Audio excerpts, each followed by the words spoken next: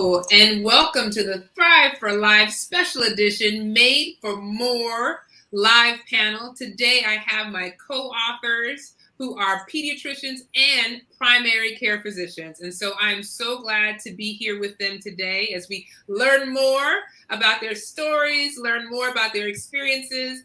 I have three power-packed women who are so powerful, who have done so much, and they're about to lay it on the line and share us their knowledge. So let's get started with introducing them.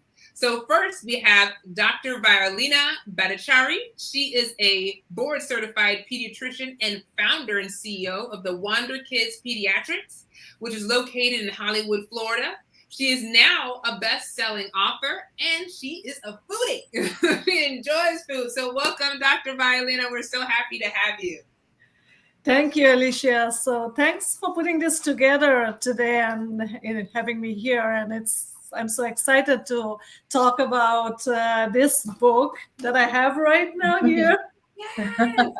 Yes. It's so important that people read this, especially with the state of healthcare that is.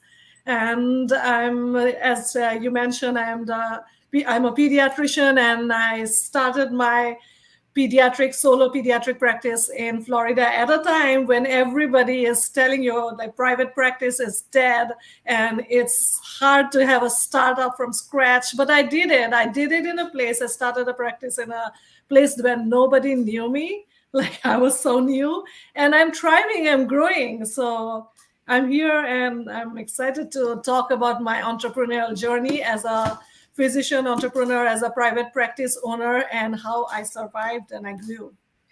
And you show us that it's possible. It is possible. You can go somewhere and build your practice. So thank you so much, Dr. Violina. And then next we have Dr. Betsy Varghese, who is a family physician with a fellowship training in geriatrics. She is the founder and CEO of Wellsprings Health, a private practice in New York, which is focusing on wellness. So welcome very much, Dr. Varghese. Thank you for having me, Dr. Shelley. It's so exciting to be here. I'm so glad we were able to work on this book together. And through that process, we've all gotten to know each other and work together. It's excellent. Yes. It was a pleasure working with you. So those who aren't familiar with the Made for More book, this book was actually compiled by 47 physicians who came and shared their story. So if you have not gotten this book, go to Amazon today and look for the Made for More book so that you can get started, because it's a life changer. It's a life changer. So next we have Dr. Dewey. Dr. Dewey is a board-certified pediatrician, a #1 best-selling author, speaker, entrepreneur, and founder and CEO of Peds Mama Doc LLC. She also has her own DPC practice, specializing in mental health, home visits, and telemedicine. Welcome, Dr. Dewey. Hello. Thank you so much for having me. I am Christina Dewey. I am the founder and CEO of Peds Mama Doc. One of my main parts of my business also, in addition to starting my own practice, is connecting and collaborating with physicians. I am a huge physician advocate, and I really am working towards getting everybody together to bring back medicine. So that's part of the reason I love this book. I love our Made for More book. I've got my copy too. And I'm excited to be here. Well, thank you so much for coming. Let's start with you, Dr. Dewey. In your chapter, you discuss how you made that mind shift to go from promoting someone else's business to being an advocate for physicians. Tell us, how did you do that, and what did you do? Well, so long story, but I worked in one practice for 16 years and then left that practice and joined a new smaller practice where I was under the impression that I was going to be able to become an owner. I put my all into it. I created the website. I actually redid the website twice. I created all the social media. I created the Facebook page and the Instagram page and everything else. But then I was never really getting further along and wasn't being compensated or having my work recognized appropriately. And at some point I was just thought to myself, why am I doing all this work for someone else's business when I could be doing it for my own? So that's where I was already on Twitter. At Peds Mamadoc is my Twitter handle, and it just kind of came out of wherever. And now it's my business and brand. So it kind of morphed from Twitter to Instagram and Facebook. And then I created all of those too. And then created a blog and a website after I started writing articles. The first article I wrote was in Kevin MD, and it was about to extinguish burnout, bring back physician autonomy. And it kind of lumps everything together. And to my surprise, it was shared over 7,000 or 8,000 times. At one point I Googled, and it was on Reddit, and it was in different journals. And I was like, oh, this happened. But anyway, pretty exciting. So that was kind of the launch. Well, it's so funny how this one small blog, right, just kind of took you off. Wow. Well, Dr. Violina, in your chapter, Sunglasses and Visions, you discuss getting out of your comfort zone and starting your own practice, YouTube channel, and becoming a speaker. What was that mind shift for you that had you make that made you get out of your comfort zone? So first it was, of course, you come to a point in your life where you have been practicing long enough and you grow out of your shoes. Like, you're like, this is not it. You can do so much more for your people. Like when you graduate, you come with all your knowledge, your medical knowledge. But when you have been practicing and you're connecting with the people, you learn what people want from you, how to curate your practice, how to practice medicine with your own style.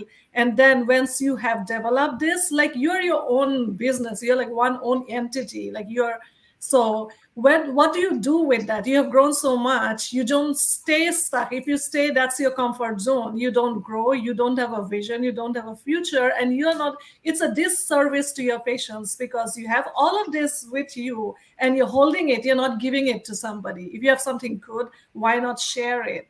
So, but how do you do that? So that was the thing. So, but how do I do? I maybe start on my own. I have seen it all. I have worked as a physician. I have worked in the administrative side of my practice as an employed physician. So let me take it from there. So why not? And maybe it can be an inspiration for somebody. It's definitely inspiration. It's definitely inspiration. And in her chapter number 31, she talks about it. I was like, wow, just going out and just making that change, living uncomfortable. Now, Dr. Varghese, in your chapter, Do It Wrong, Then Do It Again, But Better, you discuss how you made a mistake in incorporation of your business and had to redo it after a year. Please talk about how you kind of went through that and what was your mindset of kind of pushing past that? So, I established my business in the middle of a pandemic in October of 2020. And it took a lot of personal growth to get to the point. And really, it came out of necessity. I was very unhappy working on the front lines of a pandemic, which led me to look outside of my job, which I've held for 10 years. And so with encouragement and with a lot of information from the internet, I went ahead and filed the articles of organization on my own. And in New York State, I filed an LLC, where it should have been a PLLC. Now, that is a mistake that I never would have learned from unless I actually committed the mistake myself, right? Because if I had paid an accountant to do it for me, it would just be magically done and I'd have no knowledge of what's actually happening. So it was a huge learning curve, and I don't regret any of it because I feel I have better knowledge of how the system works, and now I can file any articles of organization without any hesitancy. Well, in truth, a lot of us don't know how this gets done. We need to do the best we can at the moment.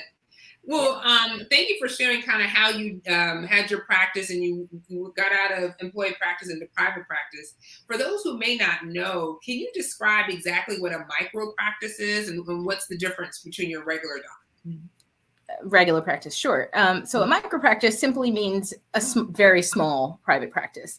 I am a solo practitioner.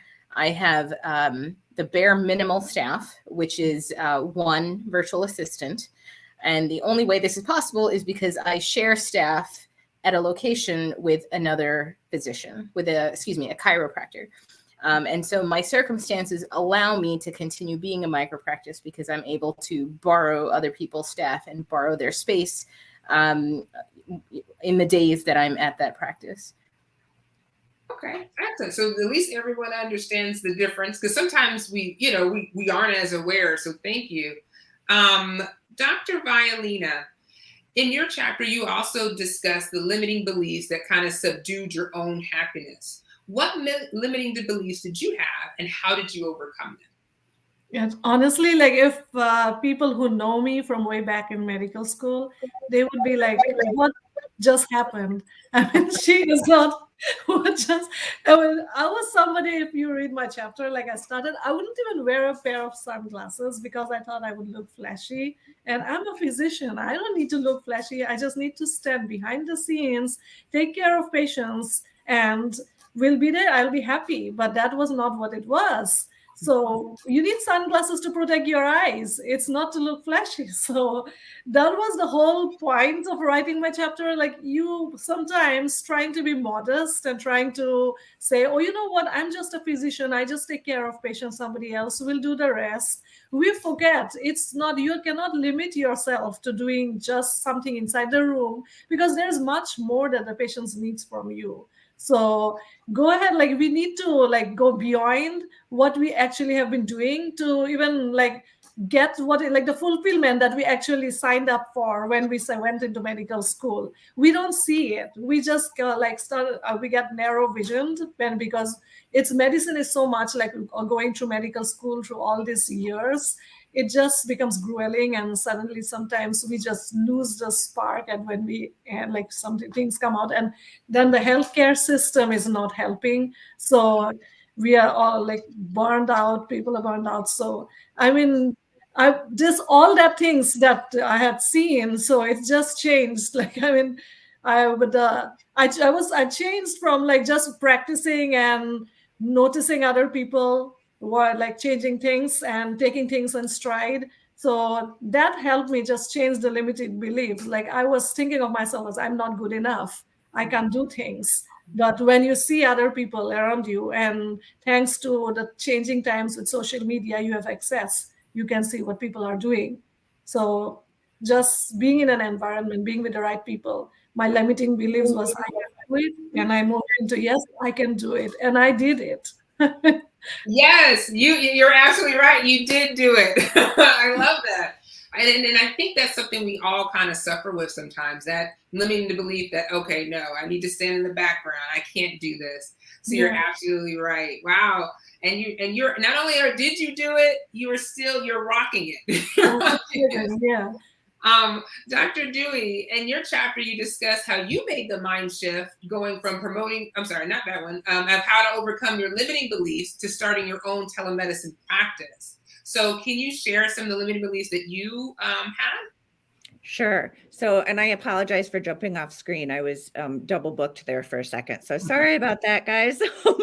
So as far as the limiting beliefs, I mean, I think physicians in general get we get caught up with the status quo, and we're so busy that sometimes we don't end up realizing what it is that we can change. Does that make sense? Like you're so used to doing the same thing over and over and over again, you sort of feel trapped, and like you can't break the mold, right? We're told we have to work in the hospital, we have to see 25 patients a day, we have to do 10-minute visits or whatever.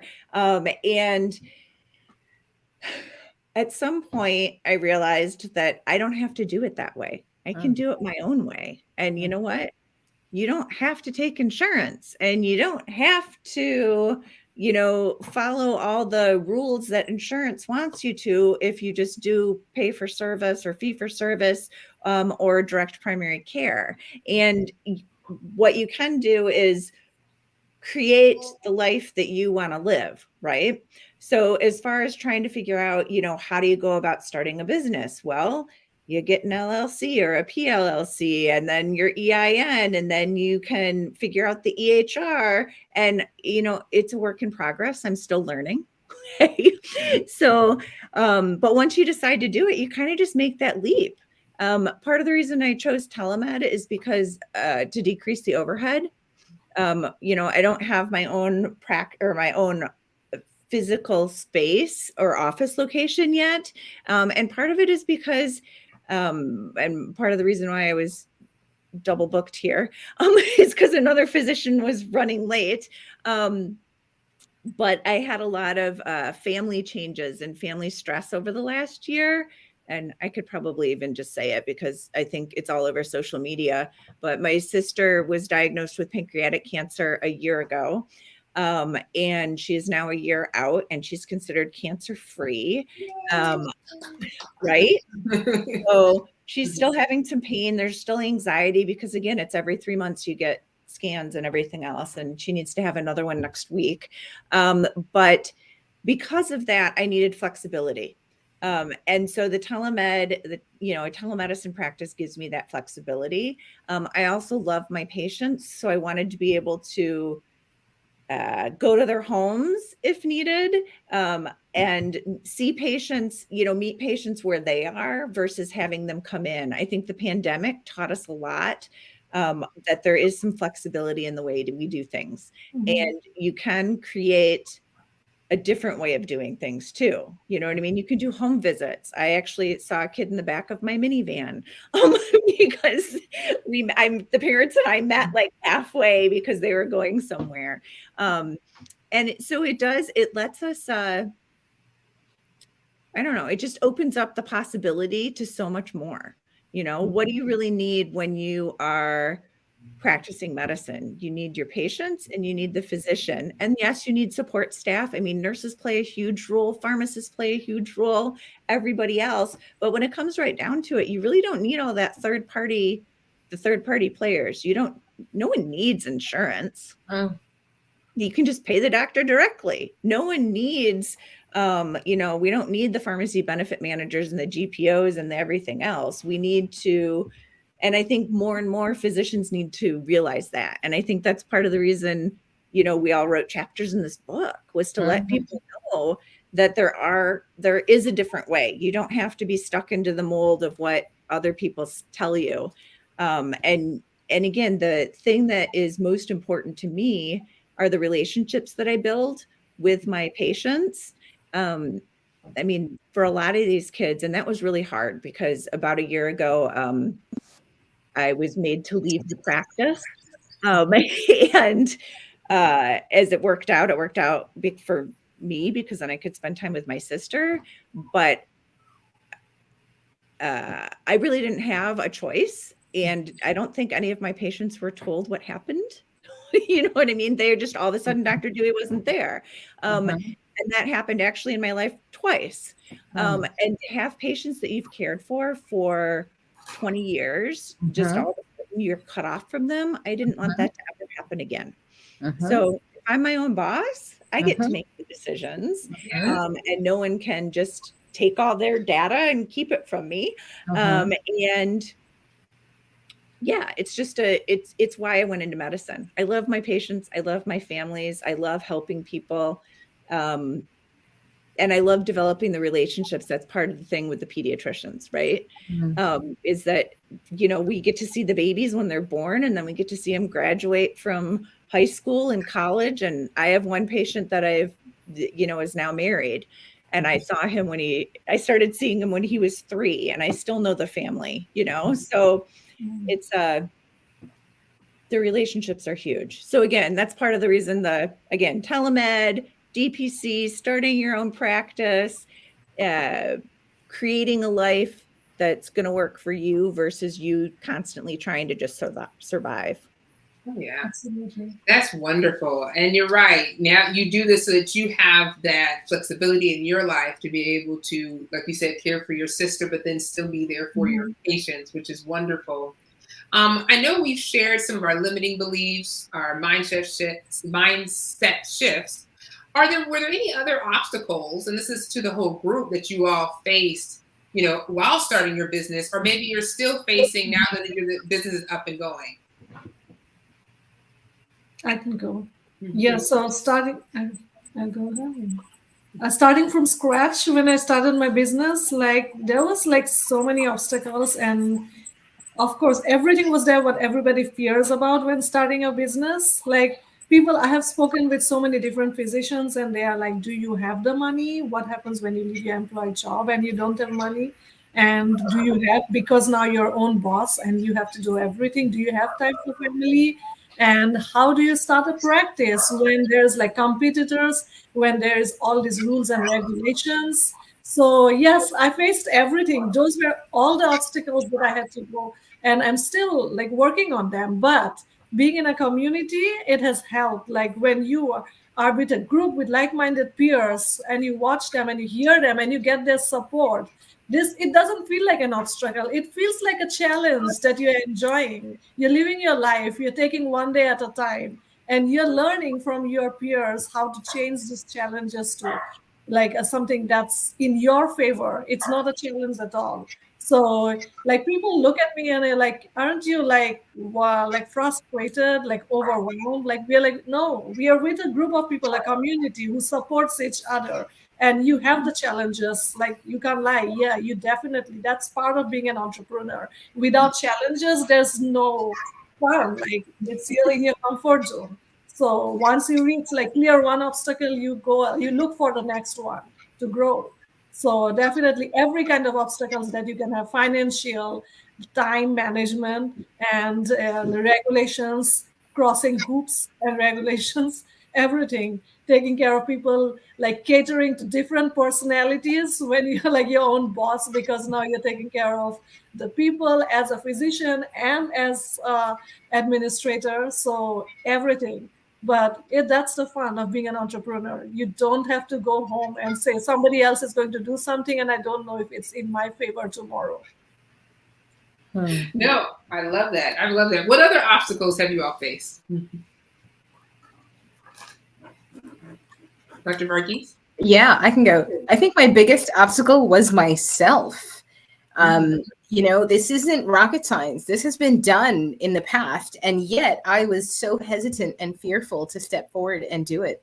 And so to simply get out of my own head and undo my own fear, or at least address the fear and recognize that, it's been done before. Like I'm not going to the moon, or Mars rather. The moon's been done too. And then, of course, as Dr. Violina mentioned, we were part of a community, and having your peers walk through the journey with you gives you company, and you learn you're not alone. You see how other people are troubleshooting. You get ideas from each other, and you're on the journey together to take medicine back because we're made for more. I love it. Yes, we were made for more. So, Dr. Dewey, what obstacles have you been facing in your business? So, I think a lot of it is more personal than just the business, but it's mindset. It's mindset shifts. It's learning not to compete with others, and that you're actually on your own journey, and somebody else may already have $1 million business or have already hit the 6-figure mark, and you're just starting out. And I remember one of our colleagues in the EntreMD business school, I was like, well, I only made $600. She goes, that's a 600% increase, because before it was zero, right? So having those positive reinforcements, I think, are great. And I also think remembering to celebrate all that you've done. We're surrounded by physicians so much of the time, and all of these, we're all overachievers, and we're also surrounded now by physician entrepreneurs. So it's very, very easy to feel down on yourself and feel like you're not doing enough, or you need to be doing more, when actually you're right where you should be along your journey. One of the other obstacles was, again, I mentioned my sister's cancer diagnosis and just family. I mean, there's other health stuff in the family and everything else, but I think one of the other things that I learned from one of our EBS sisters, who unfortunately also was diagnosed with pancreatic cancer and then passed away, with Dr. Rosemary Thomas. When I met her last April, she talked about going fast, fast, slow, sometimes, or fast, slow, slow, or fast, slow, fast. Sometimes everything's clicking and you can move along and everything's going right. And then there are other times where you just need to sit back and you need to take a step back and figure out, okay, this didn't work. What are my real goals? What do I really want? What is my why? Refocus and then put yourself back out there. And she actually has a chapter in the book too. It's fabulous. So everybody read that one as well. Hers is the second time around, and she's also a pediatrician. So I feel like we needed to mention her too. It just came up. It wasn't planned, but she's, I think that was one of the big obstacles. And again, the mindset shifts, the realizing that we can do it, the realizing that we've already done hard things. We're all physicians. Hello, we made it through med school and boards and multiple exams and residency and everything else. The other thing to remember too is business is math, right? That's right. It's math. So you can create what you want, but when it comes right down to it, are the numbers working? Are they not working? And what can you do to tweak them and move forward? That, and I guess we're also always taught about marketing and sales, which frankly, we do every single day when we talk to patients, right? Because you're explaining things and then I don't want to say convincing, but you're giving them choices and helping them hopefully make the choice that's going to improve their health and wellness, right? So you kind of have to sell that at times, especially to parents who are, who have been on Google or read something that maybe is not completely scientific, but it's in the mainstream media. So then they question things. And I think that's especially true in pediatrics with vaccines and other things and other medicines. So yeah, I mean, lots of obstacles. I guess the big one is, again, mindset, realizing that you're on your own journey, realizing that you can do hard things, and then starting. And I think one other obstacle for me, I guess, is time management. I like to do multiple things at the same time, obviously, although this was not planned, but it was, and trying to focus. You can do multiple things, but you can only do one thing well at one time. So once you get the one thing back under and it becomes habit and you can continue, and that is kind of settled, then you can move on to the next thing. So, I like to write, I like to blog, I like to support my other physicians. I'm a huge physician advocate and I'm all over social media that way. But then I also want to take care of patients and want to do my business and, and take care of family and everything else. So time management is huge too. And that's something I'm working on. I think that's something we're all working on. I think we all said we all would want more time. Well, speaking of that time management, what are some strategies that you all do on a daily basis to kind of move your business forward? I know you mentioned time management. Anyone else, any other strategies that you use to kind of build on a daily basis to move your business forward? So I usually like doing what we talk about in the EntreMD Business School. I take at least some time because you there are strategies you build for yourself. Like, this is what I'm going to do every day, but you can't do it. But definitely take some time to connect with myself. Like, I sit down and I'm like, where am I today? Where was I yesterday? And where do I want to go tomorrow? That gives you a mindset like that. Okay, this is, at least you're putting yourself together instead of just going on and not like looking back and forward. Like, forward and you don't know what's going on. So once you get set some time just to connect with yourself, you know what you need to do and what you have done. And also like celebrate what you have, like even small things. Sometimes we don't realize that we have done something great because we just keep doing and not thinking. So very important is like, I think that's something that people need to do. Connect with yourself at least once. That's, you don't need much time for that. So I think, and then listening, I always try to listen to a motivational podcast. So when I'm driving, I definitely listen to Dr. Una's podcast from Entre MD. So that keeps you fuel for the rest of the day. Yes, you know, you could listen to music. I used to listen to music when driving, but then once the music stops, once you're back at work, you're in a different world. So that's not fuel, but definitely getting a motivational talk is a pep talk for you for the rest of the day. You're right, because you just never know, like, just what, when you're listening to the podcast, especially very positive, uplifting podcasts, you get so much. Like, your mind starts going. You're like, here's what I can do. Like, it kind of makes things possible. Possible. What about you, Dr. Varghese? What are some things that you do on a daily basis? So I do have my private practice 2 days a week, and then I have an employed position 3 days a week, part of which includes some administrative responsibilities.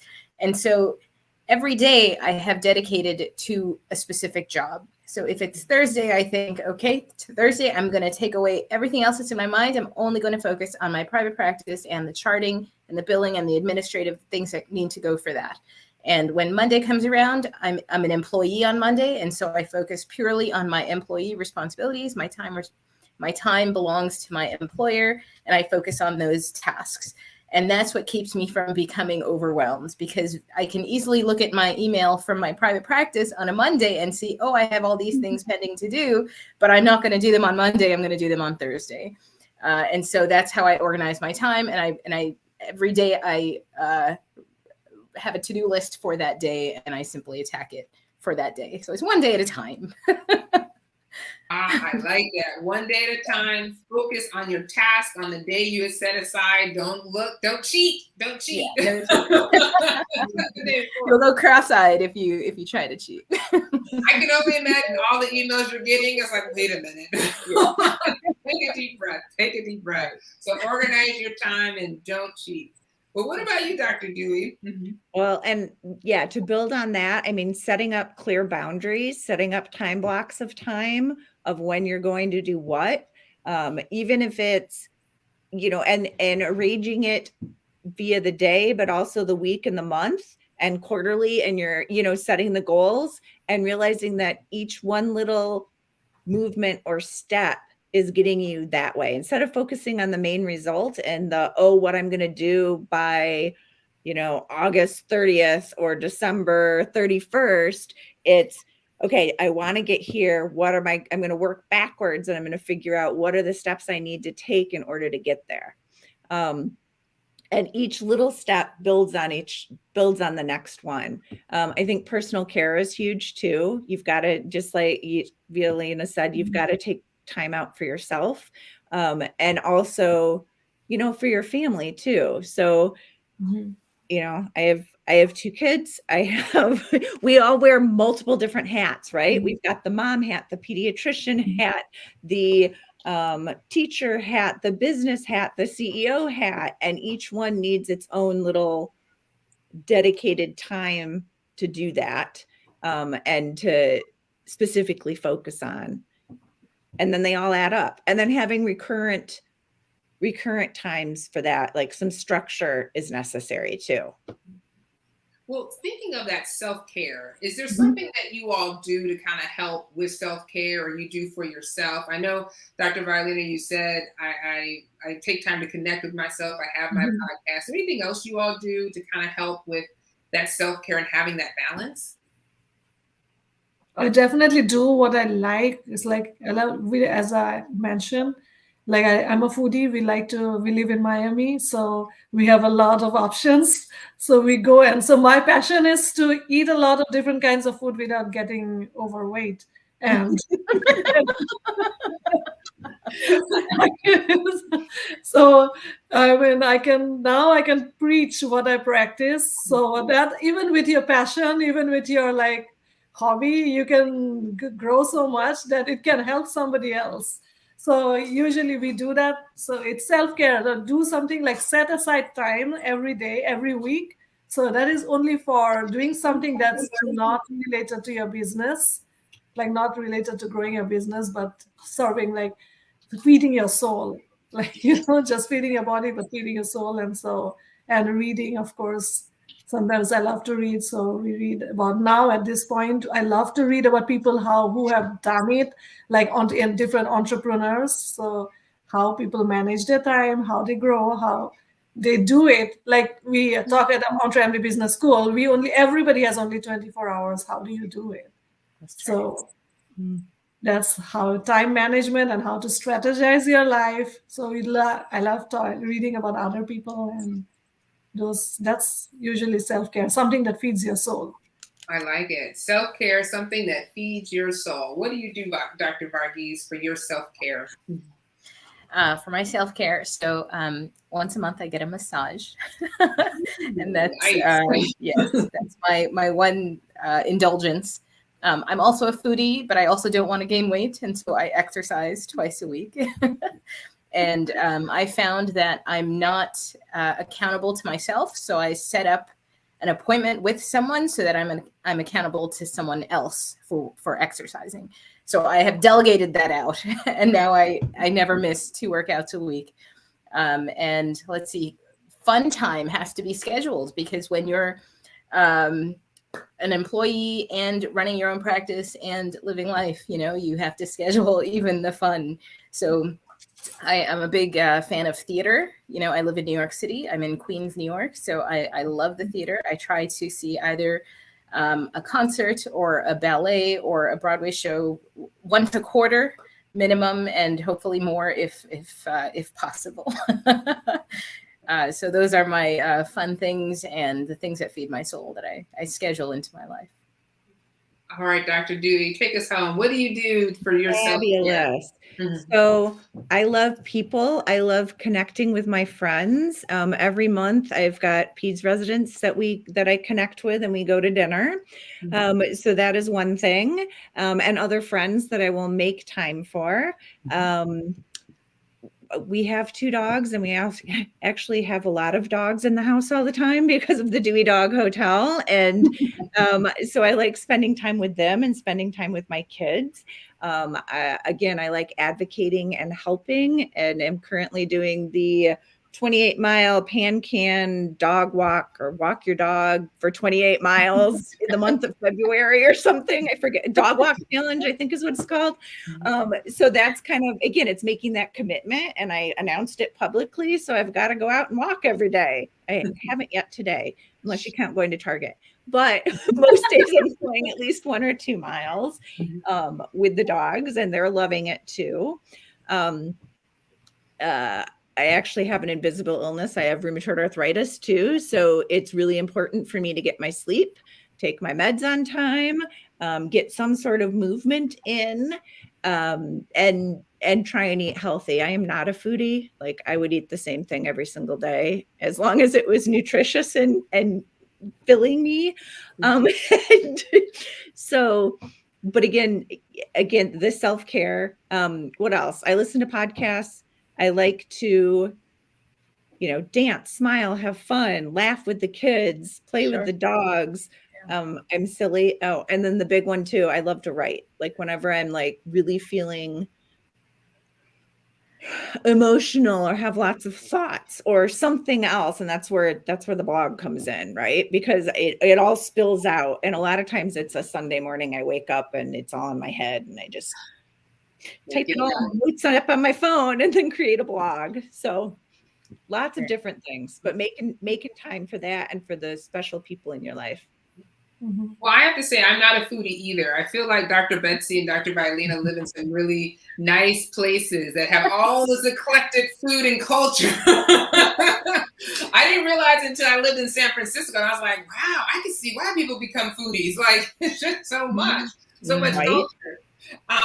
So give me my overnight oats and my blueberries and I'm good. oh man. Chicken salad. You're good. Well, think about what advice do you have for someone who's just starting their entrepreneurial journey? If you're talking to yourself so many years ago when you were getting started, what is the one thing, or maybe two things, you would want to share with them so that they can move forward in their business? First is, of course, yeah. Go Sorry. ahead. So first, of course, get started, because we all have our limiting beliefs. If we didn't start, we would never have started. So definitely, you just do it. And as we have all discussed before, too, not in this session, but we are physicians, and so we want to be perfect. But business is, we don't have to be perfect. Nobody is going to die or have a bad even sequence because of us making a mistake. We learn, actually every mistake is actually one step to the next level. So it's very important to get started and then go with your next version. And that's and of course, don't stay in your comfort zone. Your comfort zone is not where you want to be, because have a vision, have a plan for your next 3 or 4 years. And every business is different, everybody is at a different stage, so we don't all start successful. We start from scratch, somebody starts from any other place, so we cannot compare. But we are where we are meant to be at that point, and we take our next step every day and go from there. What works, we know what works best for us, and just pivot, use help from your peers, stay with people who will lift you up, join a group that is like-minded peers, and stay away from people that will discourage you, because you only know what you want. Oh, that's so true. Stay away from the negative people. You know what you're capable of. Yes. What other advice do you have, Dr. Varghese? So the title of my chapter came from a larger quote, which is, do it now, do it wrong, then do it again better, right? So the goal is just do it now. Just do it. Yes, it's true. It's not going to be perfect, but you can do it again later once you've learned. And, we adapt and we evolve, and we perfect it as we go. We don't have to start off perfect. So do it now. Don't wait. Love it. I love it. All right, Dr. Dewey. I love that. So yeah, I was writing down my thoughts as you all were speaking, and the first thing I wrote was just start, right? Mm-hmm. So which everybody has already said. And the next thing I wrote was fail fast and fail forward. So the only way you will fail for sure is if you don't try. So continuing, failing, first attempt and learning. If it doesn't work, be curious, non-judgmental, what worked, what didn't, and how can I fix it and move forward? And it's okay to pivot. Okay. If you started out I can use myself as an example again. I have so many stories, but I started out in general surgery, and then I ended up doing 2 years of pediatric surgery research and then switched into peds. And I still remember a quote from one of the surgeons when I was trying to decide when I was back in med school what it was that I wanted to do and which residency I wanted to match in. And I was like, well, what if I do it and then I don't like it, or I decide I don't want to do it anymore? And his comment was, think of all the patients and all of the people you've helped along the way. You've already helped so many people. It's okay. And it's okay, life changes and we do evolve. And just because we did one thing a certain way doesn't mean you have to keep doing it that way. So it's okay to pivot, and it's okay to experiment, and it's okay to try something new, because if you don't, and you stay in your comfort zone, you're never going to reach that next level. So fail fast, fail forward, be curious. It's okay to pivot. And just do it, right? Do it. Do it again. Do it better. Because we're all made for more. Yes, we're all made for more. Exactly.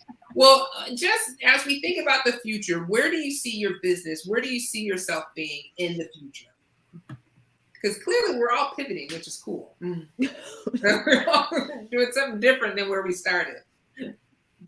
I'll go. I think I'm still finding my way.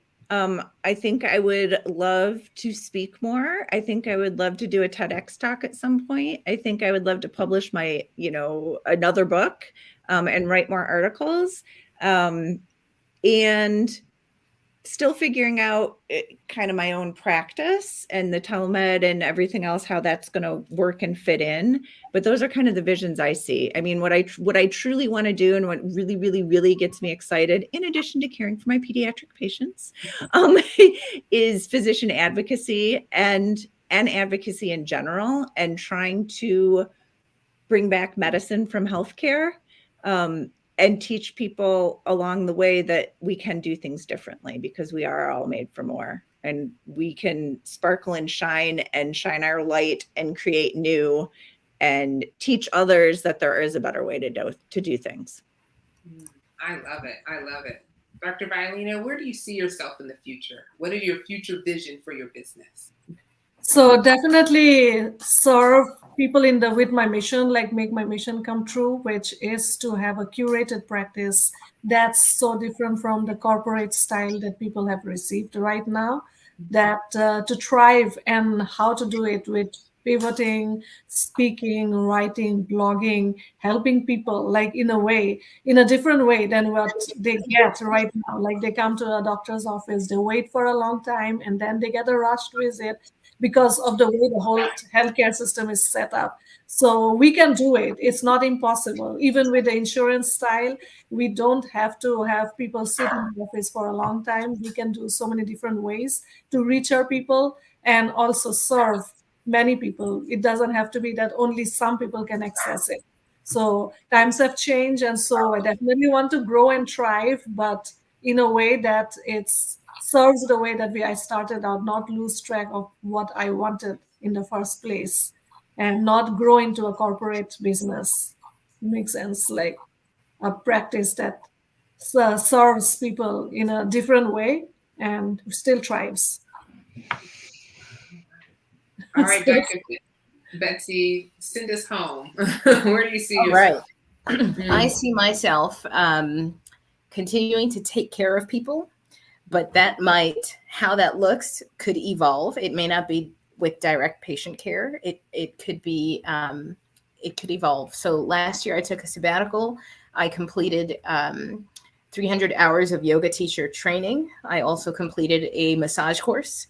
And so I am looking to somehow combine all of these skills and maybe give high quality care to a lower volume of patients, maybe in a different setting outside of the typical clinic.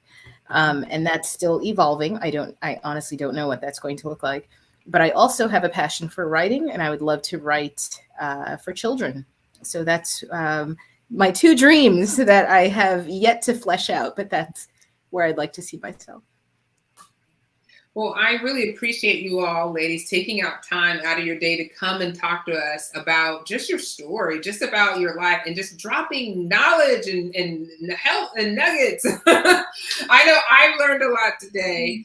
I would like if each of you can maybe just share like how somebody can work with you, where they can find you. Yeah, so my practice is Wellspring Health. My email is wellspringhealthny@gmail.com. I'm also on Instagram and Facebook with the same names. So DM me. All right. Anyone else? Yes. I'll go. So Christina Dewey, MD.com. But again, I'm on social media everywhere as @PedsMamaDoc. If you go to my website, you can just type in PedsMamaDoc.com, and that'll take you to my blog. I am on Facebook, Instagram, Twitter, TikTok, LinkedIn. I think all of them. And everything's the same as @PedsMamaDoc. And for me, I'm in check us out at Wonder Kids Pediatrics in Hollywood. If people out here is watching this from Florida, South Florida, and then I'm at Instagram at Wonder Kids Pediatrics, and come check my shorts. So we're doing on adolescent care, and on Facebook it's Wonder Kids Pediatrics. And I'm not on LinkedIn yet, but will be. And my YouTube channel is coming up, but I pivoted and I started with shorts because looks like people usually go for shorts these days, like small reels. So, and then we'll go from there. All right. And I'm Dr. Alicia Shelley, and you can find me at Dr. Shelley MD on Instagram, Facebook, and LinkedIn. And if you have not gotten our book, it is the Made for More Physicians, Entrepreneurs Who Live Life and Practice Medicine on Their Own Terms. So you can get that at Amazon. You can download it. It's a good read. Like, honestly, you don't have to be a physician to read this book. You just have to be passionate about following your goals and your passion and just being willing to get started. And if you need some encouragement, this book is for you. So check it out on Amazon. And thank you all. We look forward to next week at 7 p.m. as I interview more of our collaborating authors for the Made for More Physicians, Entrepreneurs Who Live Life and Practice Medicine on Their Own Terms. Ta-ta for now. Bye.